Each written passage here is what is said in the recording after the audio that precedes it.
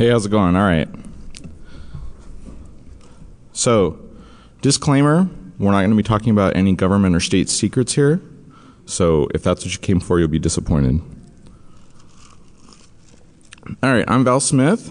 I run attack research. I've been involved with the Metasploit project for a while. I mostly work on researching attack techniques that different people use, as well as pen testing and all the normal stuff. I've done a few talks before about malware, about data mining, various things like this. My co-speakers, which may or may not show up, are Colin Ames. He works for me at Attack Research. Really, really smart guy. And Anthony Lai, a guy that we brought over from Hong Kong to help with this talk. He does penetration testing as well as reverse engineering and malware. He runs a company called VXRL in Hong Kong. Also a very smart guy and a lot of experience with the Chinese hacking community. He's actually relatively close, so he may be here. So we gave basically this talk at Black Hat, and so I wanted to throw in here a little bit of note for any media that may be in the room, just based on some articles that came out after our talk. This is sort of a summary of really what we're trying to say, our core message for this talk. And what we're trying to say is that China has the same problems with malware and hacking that we do, and that every other country pretty much does. And that we feel that Chinese security research is really valuable, and they follow our research, but we're not really following theirs so much, and there's a lot we could learn from it. They come out with a lot of 0 days and other things that we shouldn't be missing. And finally, we think it would be valuable to start collaboration between the hacking community here in the United States and the one over there to sort of understand the cultural differences as well as the different types of techniques that are going on and help avert misunderstandings, because there's a lot of rumor and things in the media that aren't necessarily based on fact. So that's what we said at Black Hat. This is what the media prints based on what we said. You know, malware openly available in China. Well, yeah, obviously it's openly available everywhere, but specifically calling out China is kind of crappy. They also say that the message of our talk was that they're rapidly emerging as a hotspot for criminal hacking activity. Well, the internet's a hotspot for criminal hacking activity. There's really no need to try to build drama into this because, there is none. It's everybody is dealing with hacking, security issues, all of these things. So if you're in the media and you want to talk to us about what we're talking about, that would be cool, but just printing things to make a lot of drama doesn't make much sense. And yeah, that's the article. All right, so we're going to be taking a look at China's hacking community, talking about who the players are, the similarities between what they do and what we do, as well as the differences. And then we're going to take a look at some funny, interesting things we found in Chinese malware. Based on what we hear in the media, China is having great success in their, breaking into computers and coming out with new tools in 0 days. So we kind of want to understand why this is, or if it is. All right, so our basic philosophy is to understand what's going on, not to assume, just based on what we hear. So we've been gathering facts and data, collecting tools, exploit generators, malware, talking to actual people over there that do things, and trying to understand the data from all sides. And to reiterate, we're not covering any governments, nation-state capabilities, or anything political. And in fact, Anthony lives there, and Colin and I are headed there today to go to XCon. And so, the last thing we want to do is bring up stuff about their government.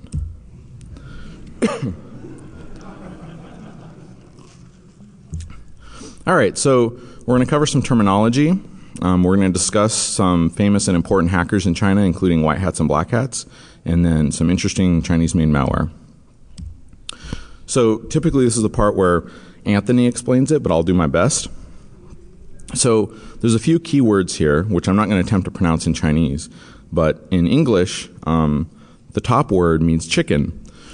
And what's interesting about this is, in America we sort of have this phrase called bring a lamb to slaughter. It's essentially the same thing, but they don't really have lamb, they have chicken. So they use this instead of saying the word Trojan or backdoor. So on their forums, whenever you see this word, that's what they're talking about. The next phrase is basically referring to injected malicious code into a web page like an iframe or JavaScript. And then the final one is referring to like antivirus evasion, firewall evasion, persistence. It's basically a tool that's designed not to be killed or removed from a system. So if you're trying to do research into Chinese tools and malware, these are some of the keywords that you can search for or look for on the internet. All right. So next we're going to cover essentially what Anthony informs us of is that there's a genealogy of hackers in China. There's several generations. So the first generation of hackers were almost like the first generation of hackers here. Basically just smart guys interested in sharing techniques, almost like academic work, sort of like what came out of MIT. And a lot of these guys became CEOs of important technology companies over there in China. Like the guy that runs Kingsoft, for example, which is a big company there. And the person who invented the way of inputting Chinese alphabet into keyboards. So all these guys started off as hackers and then became influential CEOs. So after that, the next three generations that came all sort of have different characteristics to them. Between 1997 and 2002, there's a lot of what they call conflicts. These are sort of equivalent to our when two hacker groups get mad at each other, LOD, MOD type stuff. This was going on during this time frame, and it's about the second generation of Chinese hackers. And they got involved in fights with hacker groups in other countries like Japan and the Philippines, what have you. Some of the standout people of the second generation of hackers are these gentlemen up here, whose names I can't really pronounce, but the first guy's name, try to remember that because later on in the talk it's important. He essentially spends a lot of his time, or when he was active, looking for vulnerabilities, writing 0 days, locating 0 days. Very smart guy. Another really important hacker of this generation's name is Glacier, and he's actually a part of the X-Focus group. All right, so the third generation, a lot of these guys are famous because of more cyber warfare, more types of attacking different groups, and there's a whole list of guys here. All of these are pretty much significant hackers in the Chinese hacking community. Flash Guy is a very important hacker. He released a lot of tools that are used in the wild. Now the fourth generation has a few people. These are their names. There's a tool called Gray Pigeon or Wigizi, and that tool is very significant. It's heavily in use, and it's a really advanced command and control system, and we'll go into some details about it in a bit. And there's a forum, very famous forum in China called Evil Octal, and like Sunware and a few other people on this list are a part of that group. Evil Octal is essentially a place for sharing attack information, exploits, techniques, methodologies. A lot of interesting people hang out there. So the fifth generation, the most current hackers, what are going on today, are essentially script kiddies.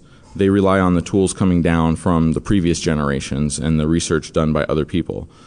Their main goals are to commercialize their attacks in order to make money, and we'll talk about specifics in a bit. And a lot of these guys basically sell openly on internet forums tools and attack services. They basically just either steal source code from other people's tools, modify it, or they just straight up steal the tools and resell them. A lot of these guys don't even know how to code, but they know how to use the tools.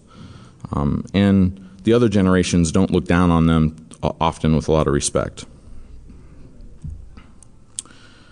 All right, so Anthony wanted to point out that there's some vendors in China, just like there are here, who release tools to help defend against these type of attacks.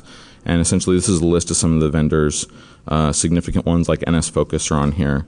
So these would be useful since us in the United States may not understand their white hat versus their black hat community so well. Understanding these vendors, the white hats typically go into business or work for companies like these. All right, so China also has a CERT, and its role is very similar. It's basically gathering statistics and information from intrusions and companies there in China and publishing this. There's also an information security organization that is designed to try to help businesses and organizations defend themselves, and then a whole list of websites for gaining information about security. They also have a HoneyNet project, And most significantly is the XCon conference. This is one of the top level, really good research coming out of this conference. And we're going to go check it out. All right, so a little bit about how Chinese black hats operate. Slightly differently from here in the U.S. In the U.S., people tend to use just telephones or IRC, private IRC or silk channels, things like this. In China, they tend to operate more openly in web forums. Some of these forums you have to subscribe to and pay a fee, somewhere between 20 and 100 Chinese dollars. The other thing that they use frequently is something called QQ. QQ is an instant messenger, very similar to like ICQ or AIM or any of these. And this is a tool that a lot of these people primarily use to communicate, and this gets significant later as we go on. So in a lot of these forums, they advertise attack services.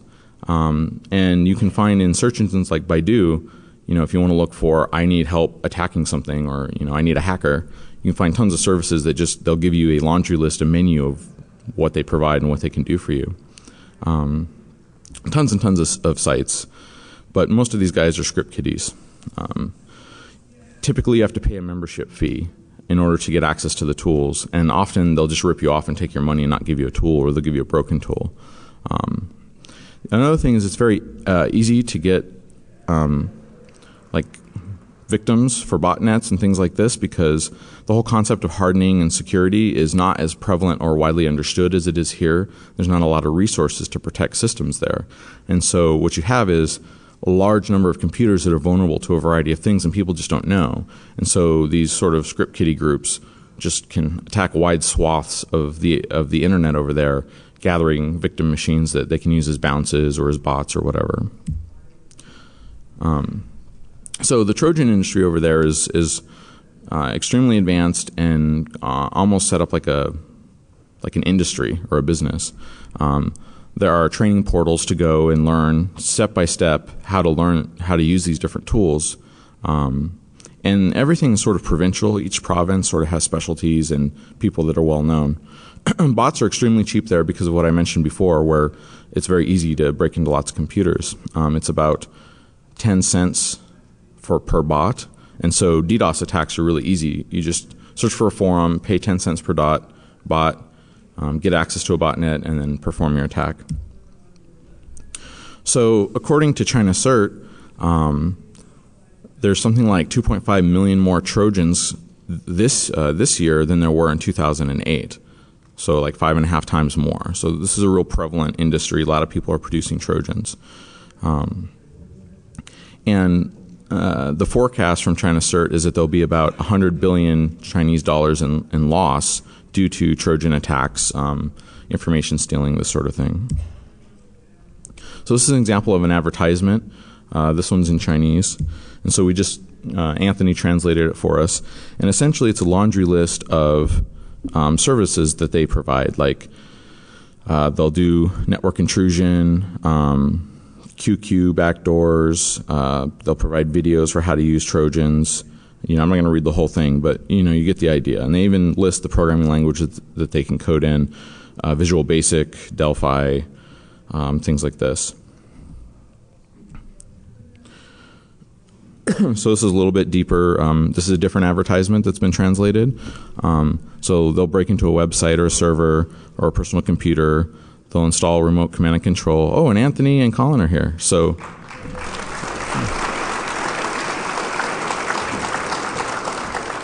I'm going to turn this over to Anthony because he knows this part of the material much better than I. Anthony, you're up. Hi, I just got a call in 2 minutes. And on stage, I'm on the CTF room to play the reversing and compete the games with the Korean guys then. Okay, sorry then. Okay, this is an advertisement, okay, for the cracking. Actually, I will translate it in the Chinese website, then you will see it allows many services, okay? It covers all the CISSP syllabus. First of all, like cracking website, cracking server, personal computer, install remote control, okay, cracking mailboxes, every service is diversify, good business. And still be MSN account, QQ chat history, cracking cell phone. I suppose DEFCON could reach them because their QQ number. Please go to the 859 16227. Yeah, good surface. The favorite attack paths in China is most likely is still the game accounts and QQ accounts, especially for the game accounts with some kind of reference. You could exchange with the money. They like to generate to provide a Trojan generator, and also like to the Trojan. Then you could steal the passwords and also the online game credentials. China-made malware actually like anyone try the dim sum? Yeah, but I believe that in Caesar Palace, I get it, it's $19 US dollars, but I have not tried, okay? But in Hong Kong, it's $19 Hong Kong dollars. Please drop me email if you come to Hong Kong, I get you to an excellent dim sum. Okay?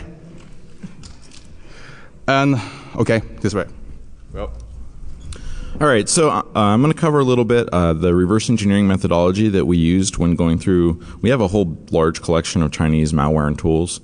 And so essentially what we did was we focused on comparing data between the different samples to try to get a bigger picture of, is there sharing, what trends, do they use specific programming languages, this sort of thing.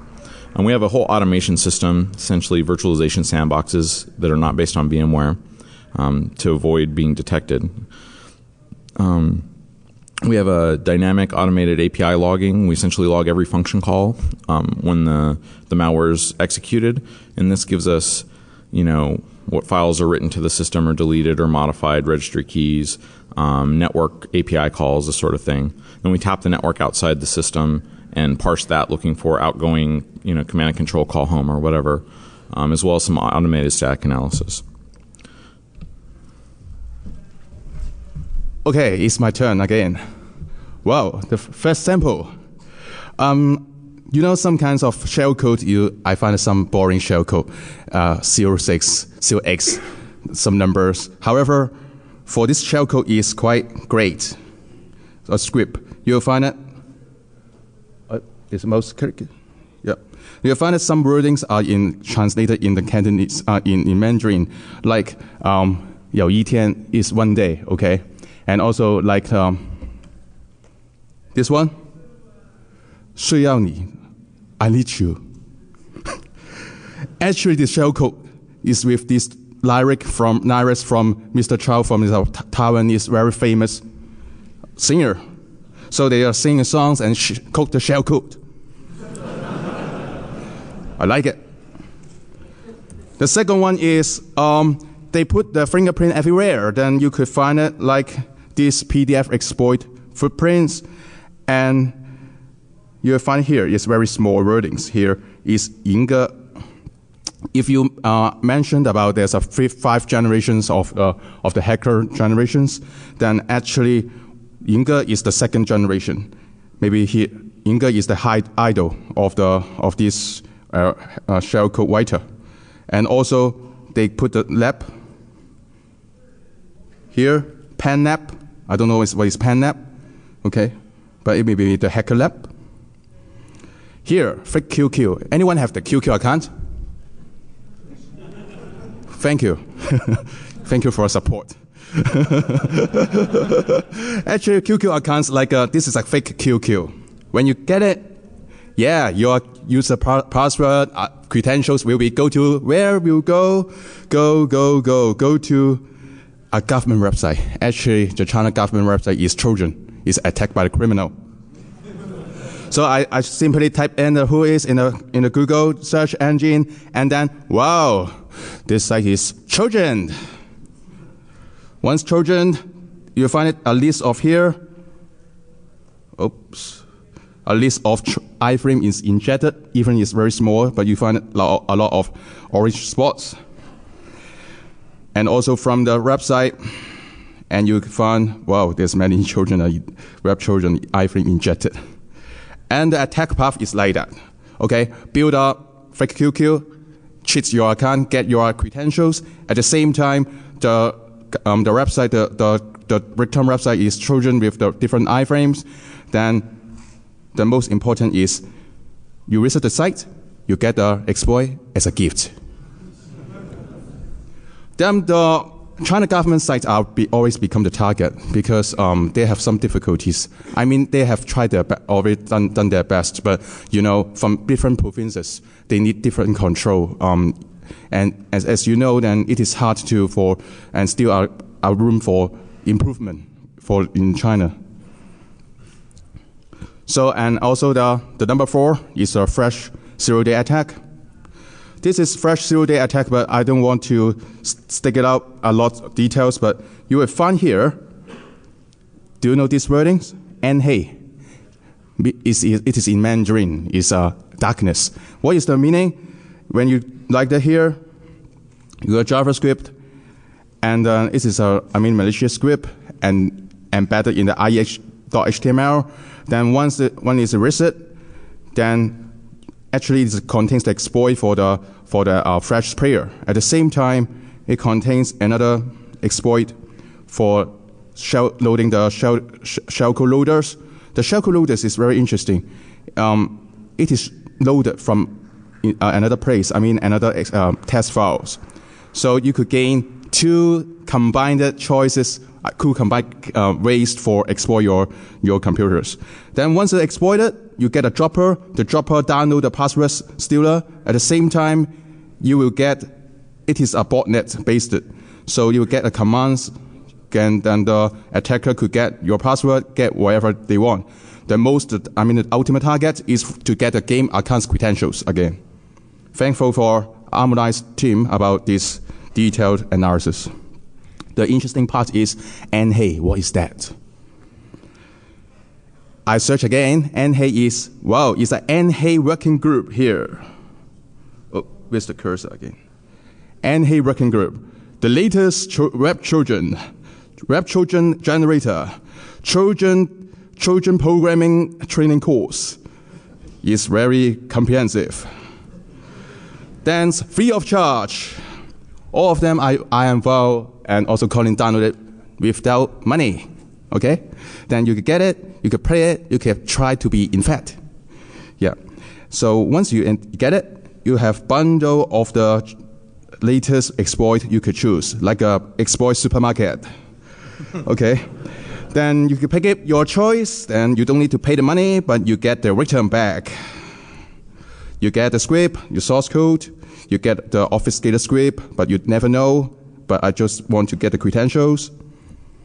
And you would like to bypass something like, where's the cursor again? Wow, your computer cursor sometimes disappear, man. You fix 360, you bypass the 360. 360 is a very famous antivirus software in the mainland, okay? Then once a simple click, and then you get the files, and you get the different, the source code of the IE.html with the source code and shellcode. So then we kind of took several of the main droppers. We just concentrated on an IE7 and IE6, the Aurora exploit, as well as this is the XML RPC overflow or canonicized overflow. And we just sort of looked at their actual technology in shellcode development. And actually here you see it's clear, it's in clear text. All of their shellcode is based upon a dropper. All it does is download another exe from a website and execute it. Quite simple. We can kind of see here that it's not altogether that's strong. You have these weird spaces at the end of the shellcode. These don't do anything. There's no further obfuscation past just the JavaScript obfuscation, because this was in a big blob of unencoded UTF strings. So then we see in the next iteration of this code base, it's the same thing, but it's much cleaner. It's gotten a little smaller. We went from 814 bytes of shellcode to 612. But again, it's still very, very clear. You can follow this. You throw it in a hex editor and just see what it's going to do. You don't actually have to go any deeper than this with this type of shellcode.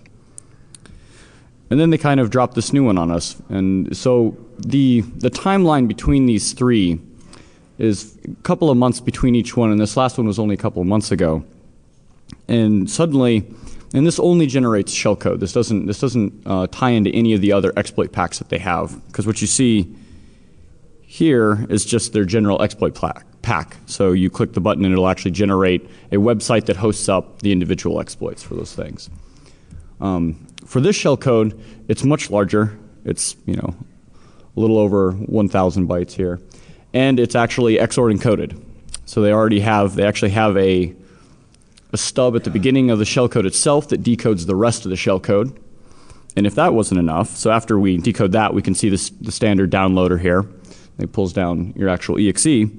They also have an even more sophisticated structure inside of that does continual obfuscation of actual strings. So for actually resolving of the DLL functions to do the downloader function and execute. So from the original point, which was about 3 months ago, to about a month ago, their level of expertise in shellcode drastically jumped. And this was just sort of what we wanted to expose here, is that their level of expertise in this area progresses fairly rapidly. And so here are just some more examples from their actual generated web pages. If you really want to look for them, you can look at them later.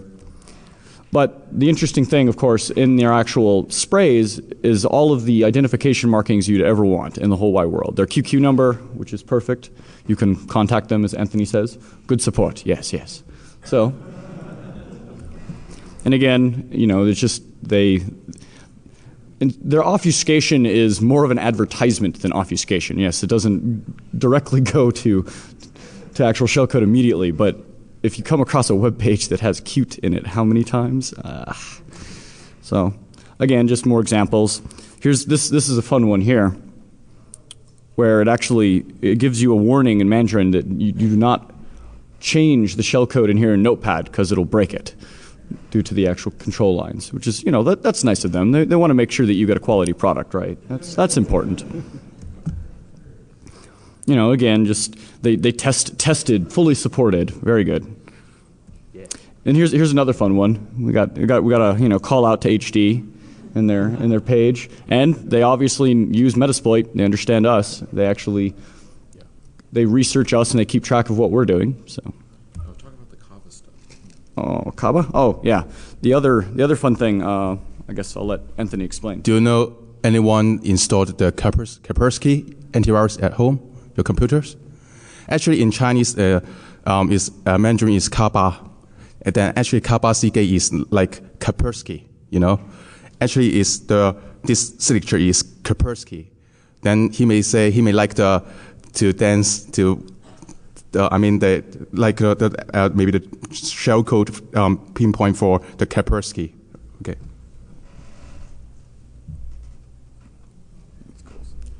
Yep, actually for the goals is compromise the game account's credentials, and exploit generator is free, and actually the site is live. Okay, if you've got the computers, go there and try it. And they have got the sales hotline and are easily be reached. Apply a QQ account right now. All right, so I find it interesting that in their shellcode they target a specific antivirus company. That's kind of cool. So. What you're looking at on the screenshot is a collection of the Anhe exploit generators. There's about 20 of them or so, and they're all distributed in RAR files. And all of these RAR files basically come with like an advertisement page, or many of them do. And in the advertisement page, it has their website. So the Anhe guys also use the name QQQ for their team. I think they either change names or they use two names. But basically, when you download this tool, they provide you with a QQ address that you can contact if you need support or help on how to use their tool, or maybe other Trojans. The other thing that's interesting is if you look at the file times on the exploit generators themselves, often these file times are before that particular vulnerability was disclosed here in the US. So what this means is that not only do they know about the 0 day before it's published, but they have a fully functional exploit generator that anybody can use. It's literally one-click generation way before the time that the exploit's disclosed. So that's, to me, kind of significant because it means that, you know, their O-day use is pretty advanced.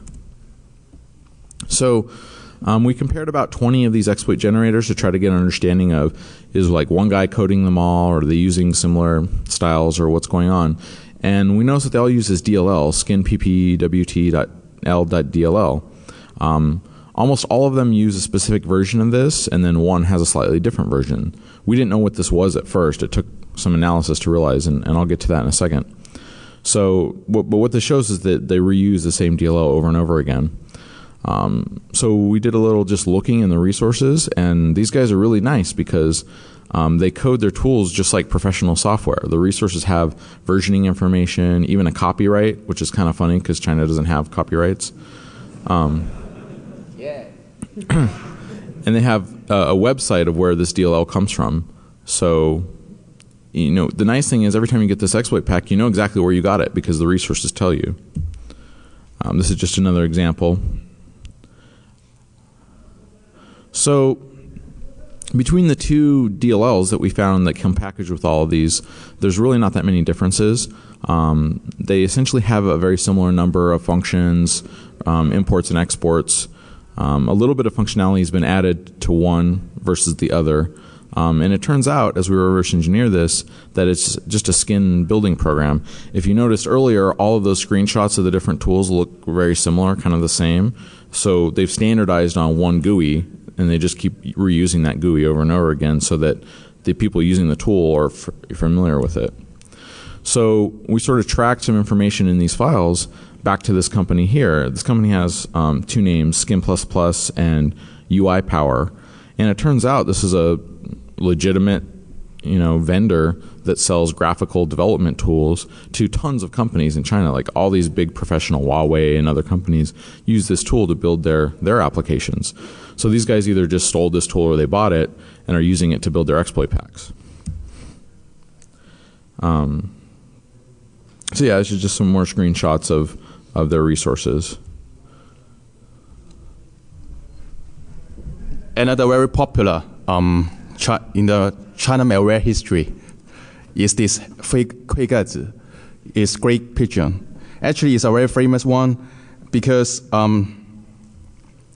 you could get it to the summary, like the capture screens, keystrokes, steal user accounts, password, download file, upload files, shut down services. Then it is written in Turbo C. Actually, the source code is available and somewhere else, then you could search it. Okay, it's in archive with RAR. I got source code. Just drop me email. I send you source code. If it is infected by any way, then I don't liable for your infection. Okay. Okay, code we will, man. Then it is.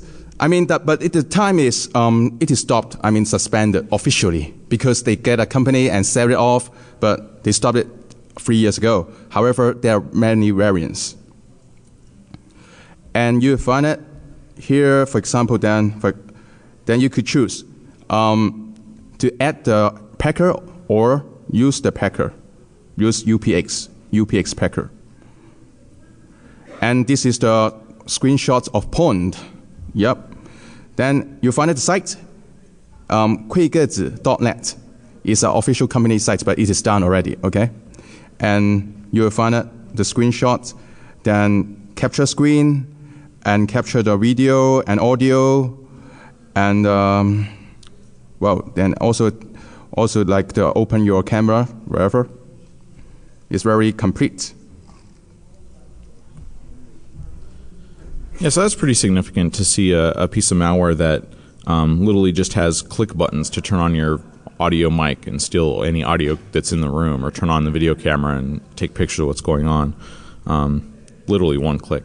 So this tool has a few different components. There's the hclient.exe. That's the main program that generates the server executable that you use to infect people with. When this program's run, it generates a config file called operate.ini, and there are a few other files that come with it. So this one here is literally like the EULA. They have an official EULA for this backdoor, which is kind of interesting. They have a disclaimer saying that they're not liable for any bad things that might happen if you use their software. And they call themselves Gray Pigeon Studio. All right, so they even have a change log, so you can track improvements to this backdoor as time goes on. And it's really pretty a detailed product. They're doing this as professionally as they can. There's another file sort of buried down deep in the directory that's kind of interesting, and we haven't been able to figure out what they do with this file because we haven't really seen it be read yet.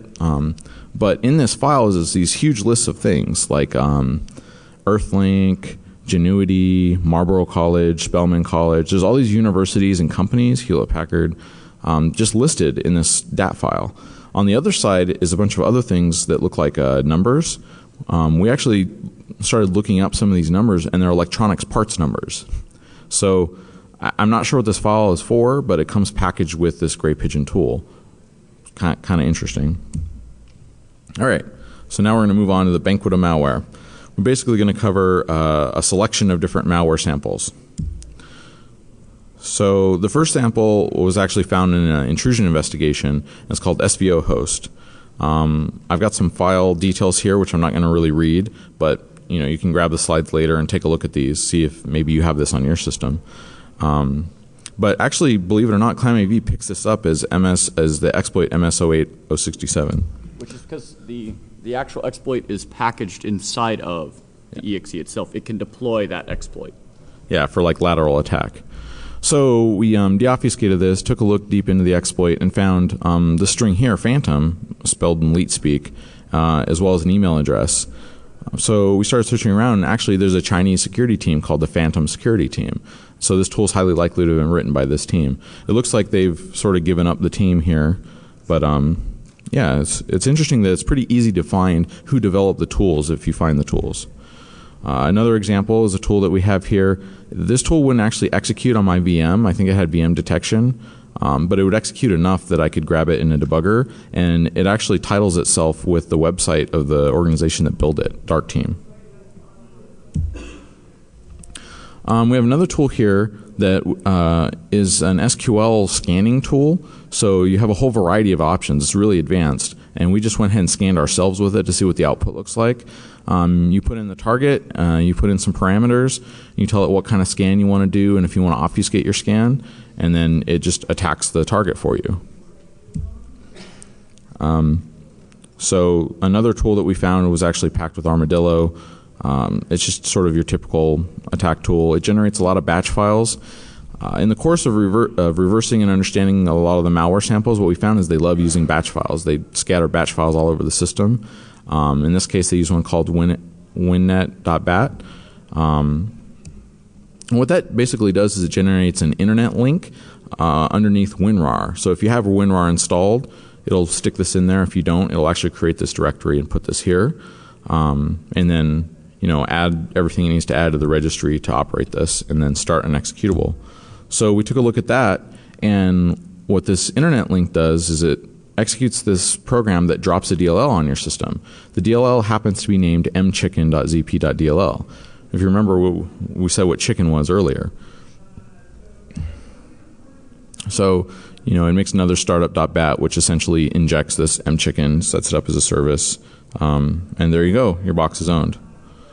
So the next example, actually ClamAV picks it up as Trojan Online Games, which fits with what Anthony was saying earlier, which is that the target of most of these attacks is to capture game accounts. This is another tool that we located that's a SQL injection tool. It functions similar to the previous one, except it has way more functionality and is very, very useful and very easy to run. So we got about 5 minutes left. Our conclusions are essentially the Chinese hacker community uses forums for communication as well as QQ, versus here we use other methods. They very rapidly can deploy simple standard GUI tools for the latest 0 days, even 0 days we don't know about yet. And the tools are full of all kinds of identifying marks, as well as the output of those tools that we can sort of signature on or look for. And just like us, we have criminal hacker problems over there like we do here. We both suffer from the same kind of problems. And it's interesting to see how rapidly they jump in their shellcode sophistication. And the use of 0 days is very prevalent. So we really want to do more collaboration like this, maybe have a China track in the future, bring more researchers over from there to sort of help us understand where they're going in their community. And we found this to be very valuable collaboration between the two of us. And I'll let these guys comment if they have anything further. Yep. Actually, later on, will be much more collaboration between in our team than about the malware, about You want me to talk about the little mouse? No, we don't have time. Yeah. Actually, I've got another slides about the downloaders of the China downloaders, but the time is insufficient right now. Then maybe I will put it on the web later on, share with you guys, and also in the Q&A room. Then we could brief it to you more. Questions? Any questions? Thanks for waiting. Yep. Thank you.